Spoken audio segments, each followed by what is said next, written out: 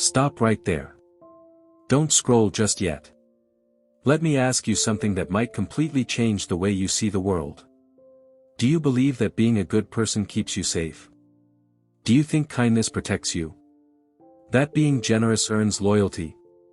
That being honest automatically brings you respect? If your answer is yes to any of these, then get ready, because you're about to uncover one of the biggest and most dangerous lies society has ever made us believe. The biggest mistake people make is assuming that goodness equals safety. But here's the harsh truth: goodness can burn you.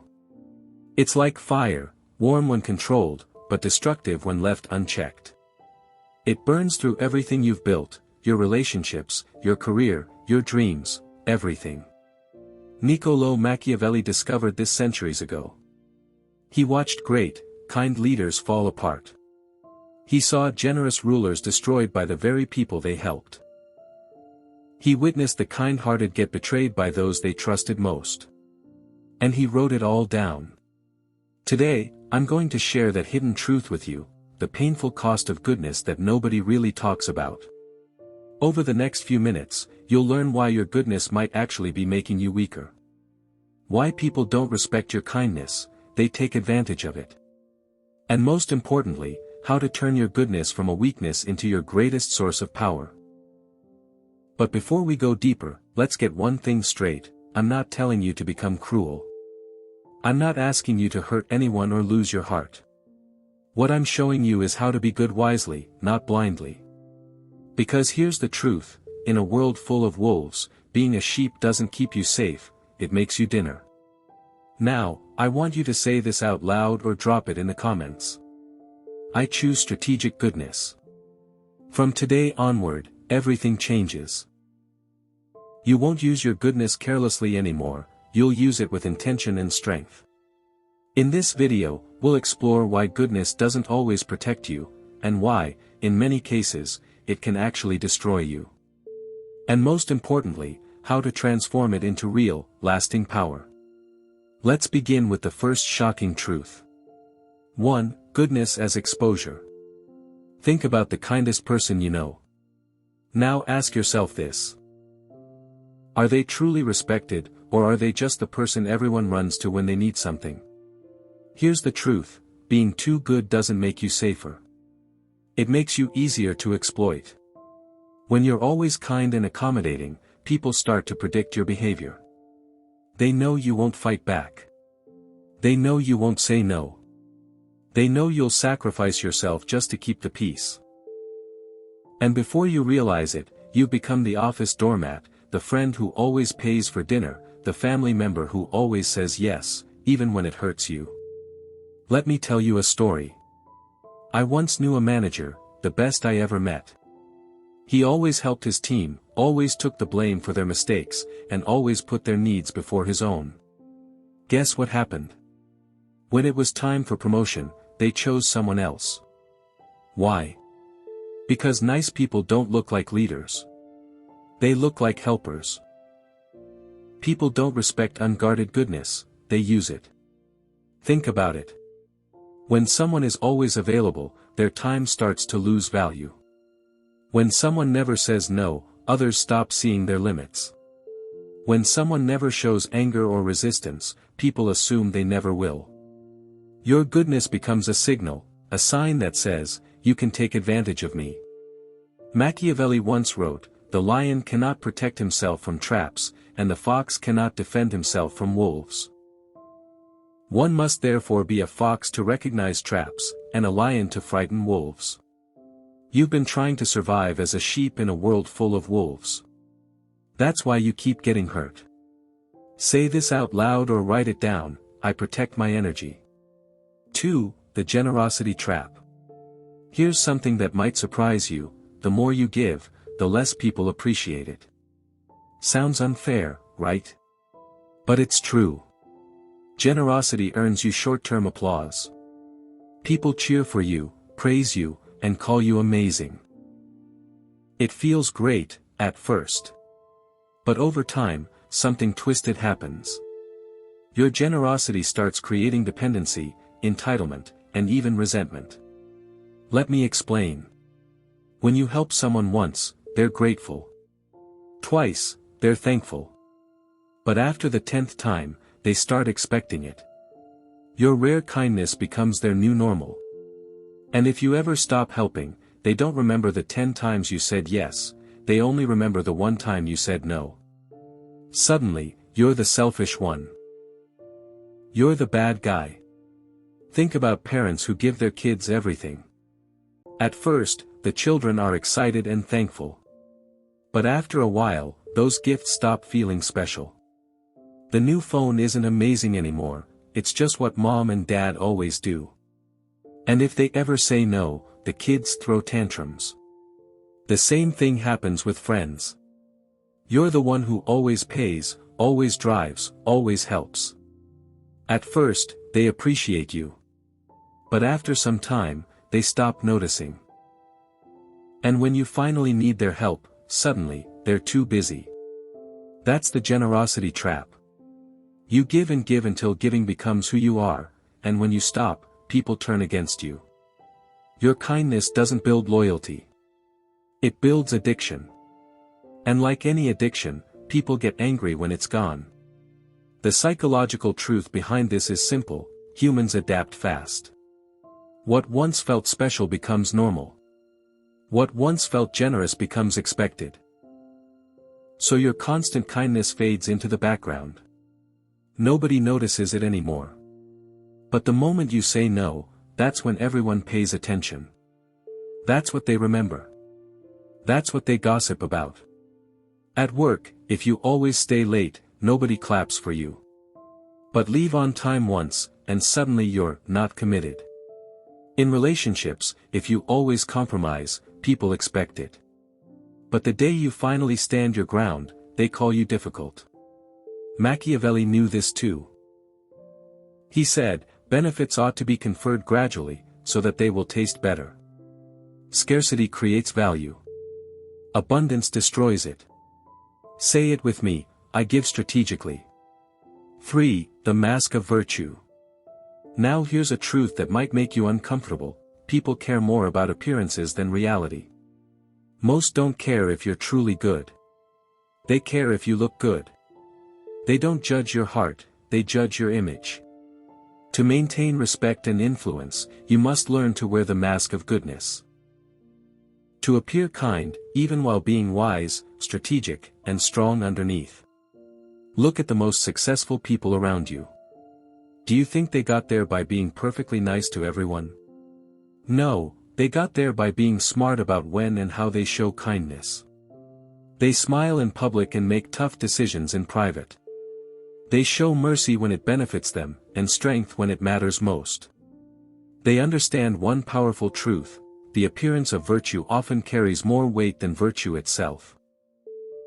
This isn't about being fake, it's about being strategic. Think about it like this.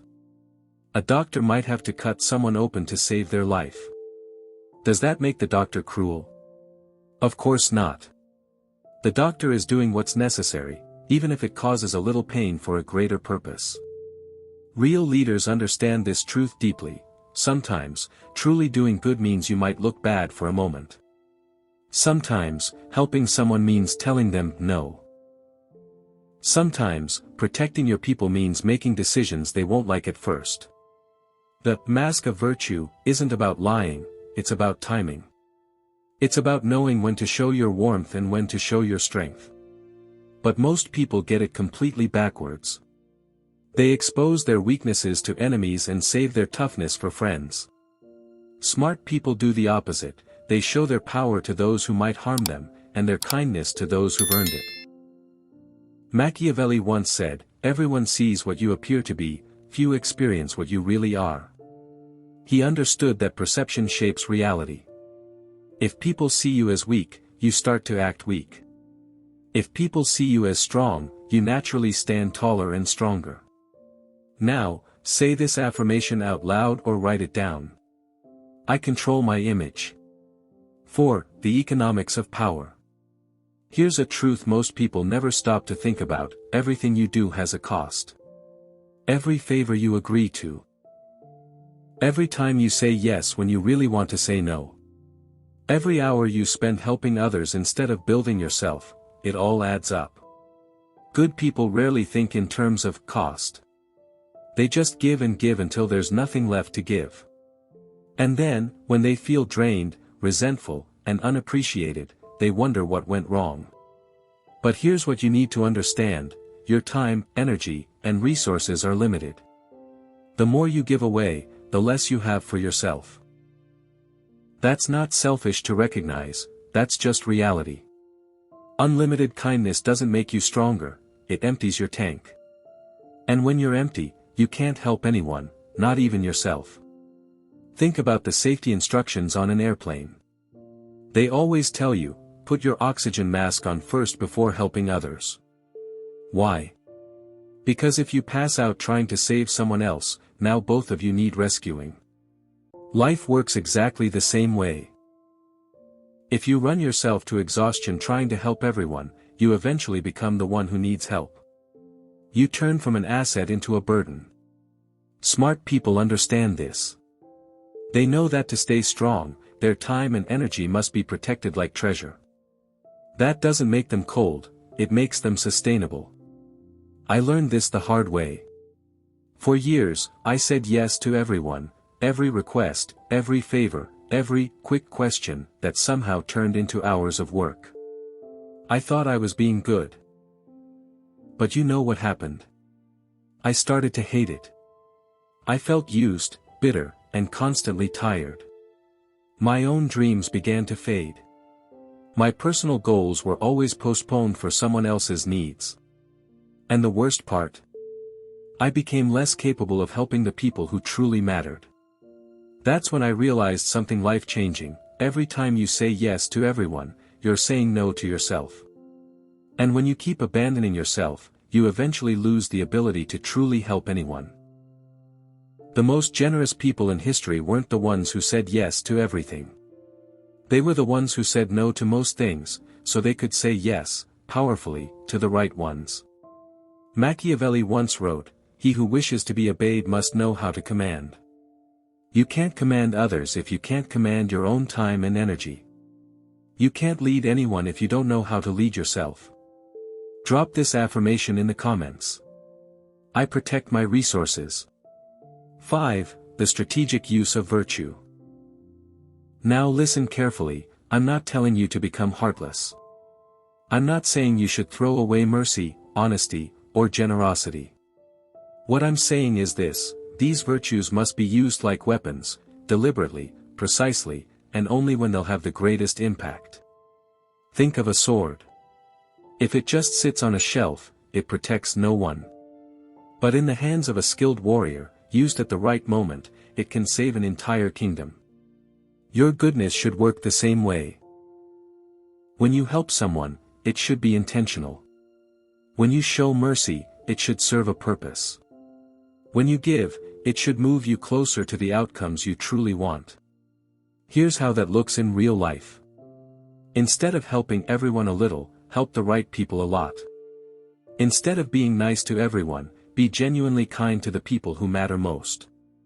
Instead of saying yes to everything, say yes only to the things that truly align with your values and goals. This approach does 3 powerful things. Your help becomes more valuable because it's rare. Your actions create bigger, more meaningful results. People respect you more because your yes actually means something. Think about the greats, people like Martin Luther King Jr. or Mother Teresa. Dr. King wasn't soft on injustice, he faced it with boldness and focus. Mother Teresa didn't try to help everyone in the world, she dedicated her life to the poorest of the poor. They were deeply good, but they were also strategic. Their goodness had direction. It had purpose. It wasn't about pleasing everyone, it was about creating real change. So how do you do this in your own life? Before you say yes to anything, pause and ask yourself 3 simple questions. Does this align with my values and goals? Can I do this without draining myself? Will this person truly appreciate what I'm offering? If the answer to any of these is no, then your answer should also be no, kindly, but firmly. And when you do say yes, mean it. Give your full effort. Deliver real value. Make your help memorable. This way, your yes will matter, your kindness will stand out, and your generosity will create respect instead of entitlement. Machiavelli once wrote, "A promise given was a necessity of the past, the word broken is a necessity of the present." What he meant was simple. Sometimes keeping your word to one person means breaking it for another, and that's okay if it protects your higher purpose. Sometimes being good to your family means being firm with your coworkers. Sometimes protecting your dreams means disappointing people who want to drain your time. Strategic virtue isn't selfish, it's effective. Say it with me. I choose effective kindness. Here's a truth that might sting, but it will change how you see human nature forever: gratitude is temporary. No matter how many favors you do, how often you help, or how much you sacrifice, people forget. Every act of kindness has an expiration date in their memory. The first time you help, they're thankful. The 5th time, they're used to it. The 10th time, they expect it. Eventually, what started as a gift becomes just another obligation in their mind. Your good deeds fade into the background, they stop feeling like blessings and start feeling like things you owe them. 7. The illusion of gratitude. Here's how it usually happens. What begins as, "Thank you so much," slowly turns into, "You should do this," and eventually becomes, "Why didn't you do this?" You help your neighbor move. The first time, they're overflowing with gratitude. 6 months later, you help them again, they're still thankful, but not as excited. By the 3rd time, it's no longer a favor, it's an expectation. And the 4th time, they don't even ask. They just assume you'll show up. And when you can't, suddenly you're the bad guy. This is how human psychology works. We adapt quickly to good treatment. What once felt special becomes normal. We stop seeing kindness as kindness, we see it as standard. Over time, people stop remembering your effort and only remember the advantage they got from it. This pattern shows up everywhere, in relationships, families, friendships, and workplaces. The person who always says yes becomes the person expected to say yes. The reliable helper turns into the automatic problem solver. And when that person finally sets a boundary or dares to say no, everyone acts betrayed, as if they've broken some unspoken contract. The more consistently kind you are, the less people value that kindness. The more available you are, the less special your time becomes. The more you give without limits, the more others assume your giving comes at no cost to you. This is the illusion of gratitude. We believe that doing more good things will make people more grateful. But in truth, it does the opposite, it makes them expect even more. The ones who appreciate you the most are often those you help the least. The ones who take you for granted are usually the ones you've helped the most. That doesn't mean people are bad. It just means people are human. Humans adapt. We normalize kindness. We forget how special it once was.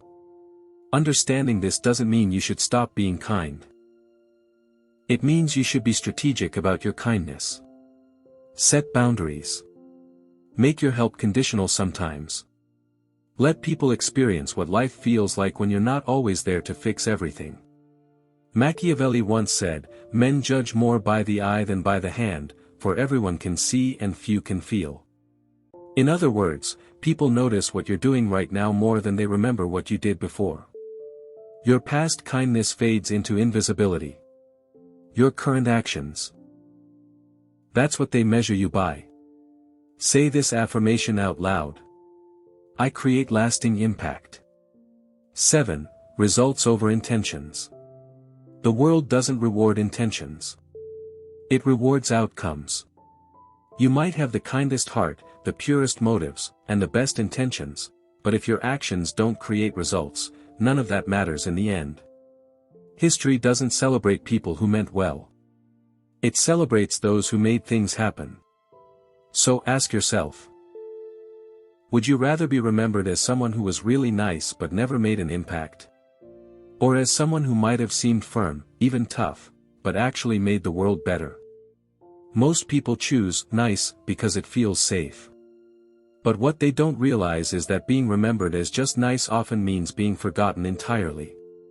There's a harsh but simple truth: sometimes, truly being good means doing things that don't look good in the moment. Surface-level kindness might create temporary comfort, but tough love and bold choices create lasting change. A parent who disciplines their child isn't being mean, they're teaching responsibility. A teacher who gives hard grades isn't cruel, they're preparing students for life. A boss who sets high standards isn't unreasonable, they're helping their team grow stronger. Real goodness is about results, not appearances. It's about creating positive outcomes, not just positive emotions. And this is where most good people go wrong. They focus on being liked instead of being effective. They chase comfort instead of growth. They protect temporary peace instead of creating lasting progress. But here's the truth: if your goodness isn't producing results, it's not real strength, it's just niceness. And niceness, by itself, doesn't change anything. Nice people avoid conflict. Good people resolve it. Nice people say what others want to hear. Good people say what needs to be said. Nice people maintain the status quo. Good people make things better. The world is overflowing with nice people who achieve nothing. What it truly needs are good people who get results. Machiavelli once wrote, "The end justifies the means." That doesn't mean you should do evil to reach a good goal. It means your good intentions don't matter if they don't lead to good outcomes. Because people don't live inside your heart, they live with the consequences of your actions. So remember this. Real goodness requires courage. It requires you to care more about results than appearances. To stop asking, "Will they like me?" and start asking, "Will this make things better?" In the end, people won't remember what you intended. They'll remember what you built. What you changed. What you left behind. Now, say this affirmation with me. I focus on outcomes. 8. Legacy and survival. Let's talk about something deeper: your legacy. How you'll be remembered. What you'll leave behind. History doesn't celebrate the merely nice. It honors those who endured, who survived, who turned their struggle into greatness. Think about it: can you name 5 nice people from history? Probably not. But you can name 5 people who changed the world, even if they weren't easy to deal with. Steve Jobs wasn't known for being friendly. He was demanding, intense, and often hard on people. But he created things that changed how billions live and work. That's the difference: he left a mark. I'm not saying you should be rude or harsh. What I'm saying is this: it's better to be remembered for making a difference than forgotten for being agreeable. And here's something most people don't understand about legacy. You can't leave a mark if you don't survive long enough to make one. In life, in business, in relationships, survival comes before success. Being good is not enough. You must be smart, strategic, and sometimes even tough. The kindest people can't help anyone if they get crushed by those who take advantage of them. The most generous can't give anything if they give everything too soon. The most honest can't speak truth if they're silenced by those who prefer lies. You must protect yourself first, because you can't change the world if you're no longer standing. Survive first. Then thrive. Then, and only then, can you create the kind of legacy you truly want. A legacy that lasts. A legacy built on strength, purpose, and impact. That means protecting yourself so you can protect others. Building yourself up so you can lift others higher. Getting strong so you can stand for the weak. It's not selfish, it's strategic. It's not cruel, it's careful. It's not about abandoning your goodness, it's about preserving it so it can actually make a real difference. Look at the people who have created lasting, positive change in the world. They're not pushovers. They're not people pleasers. They're not afraid to say no, to draw boundaries, or to make tough calls when needed. They understand something most people never learn: being good doesn't mean being weak. True goodness requires strength. It's about being powerful enough to choose goodness when it matters most. Machiavelli once said, "It is better to be feared than loved, if you cannot be both." But what he really meant was this: respect matters more than affection. Impact matters more than popularity. Results matter more than feelings. You don't have to pick between being good and being strong. You can be both. In fact, you should be both. But if life ever forces you to choose, always choose strength first. Because strength gives you the power to be good when it truly counts. Weakness, no matter how kind, only turns you into a victim, even when your heart means well. We've covered a lot today. But if there's one lesson I want you to remember above everything else, it's this: goodness without strategy is dangerous. It's the trap that destroys even the kindest souls. It makes you vulnerable to people who will use you. It drains your time, your energy, your heart, until you have nothing left to give. It creates expectations you can't keep. And in the end, it stops you from creating the real impact you dream about. But goodness with strategy, that's different. That's power. It becomes your shield, your weapon, your secret advantage. It turns your kindness into influence. It transforms your compassion into results. And it lays the foundation for a legacy that actually means something. Now you understand the real cost of blind goodness, how generosity can trap you, how gratitude fades, and how good intentions without good results mean nothing. But even more importantly, you now know how to change it. How to turn your goodness into strength. How to be kind strategically. How to help effectively. How to create outcomes that truly matter. So before you scroll away, take a moment and ask yourself: will you keep being good the old way, blindly, endlessly giving, without boundaries, until it breaks you? Or will you start being good the new way, with wisdom, with balance, with purpose, and with power? Because here's the truth that decides your future. Will you let your goodness weaken you? Or will you master it and turn it into strength? The choice is yours. But now, you have the knowledge to choose wisely. If this message opened your eyes or challenged the way you see the world, hit that like button.